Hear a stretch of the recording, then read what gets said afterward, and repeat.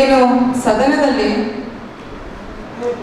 ಮಹಿಳಾ ಮೀಸಲಾತಿ ಬಿಲ್ ಬಗ್ಗೆ, ಡಿಲಿಮಿಟೇಷನ್ ಬಗ್ಗೆ, ಸೆನ್ಸಸ್ ಬಗ್ಗೆ ಒಂದು ಚರ್ಚೆ ಆಗ್ತಿತ್ತು 16-17 ತಾರೀಕು 2023ಯಲ್ಲಿ with complete majority Nari Shakti Vandana ಅಧಿನಿಯಂ bill ಅನ್ನ ಅಪ್ರೂವ್ ಮಾಡಿದ್ರು ಆದರಣೀಯ ನರೇಂದ್ರ ಮೋದಿಜಿಯವರ ನೇತೃತ್ವದಲ್ಲಿ. ಅದಕ್ಕೆ ಡಿಲಿಮಿಟೇಷನ್ ಮತ್ತೆ census was absolutely required on the technical grounds. ಅದಕ್ಕೆ ಯಥಾ ಪ್ರಕಾರವಾಗಿ ಮಹಿಳಾ ವಿರೋಧಿ ಇರುವ ಕಾಂಗ್ರೆಸ್ ಪಕ್ಷ ಮತ್ತೆ ತಮ್ಮ ಮುಖವನ್ನು ತೋರಿಸಿದೆ. ಇದೇನು ಮೊಟ್ಟ ಮೊದಲ ಬಾರಿ ಆಗ್ತಾ ಇಲ್ಲ.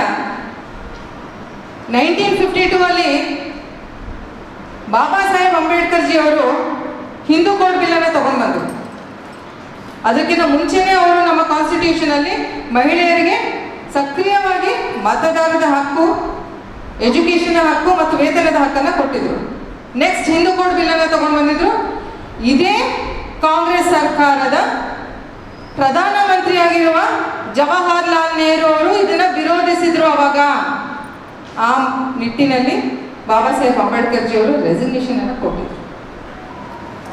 ಮತ್ತೆ ಹಿಸ್ಟ್ರಿ ರಿಪೀಟ್ಸ್.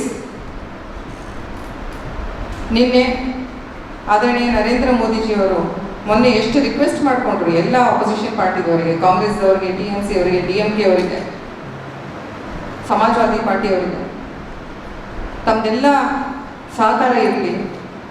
ಇದು ನಮ್ಮ ನಾಡಿನ ಮಹಿಳೆಯರ ಪ್ರಶ್ನೆ ಇದೆ. ಅವರಿಗೆ ಒಂದು ಸರಿ ಸಮಾನವಾದ ಹಕ್ಕನ್ನು ಕೊಡಬೇಕು. ಪಂಚಾಯತಿಂದ ಪಾರ್ಲಿಮೆಂಟಿಗೆ ಅವರಿಗೆ ನಾವು ಒಂದು ಅಧಿಕಾರನ ಕೊಡಬೇಕು ಅಂತ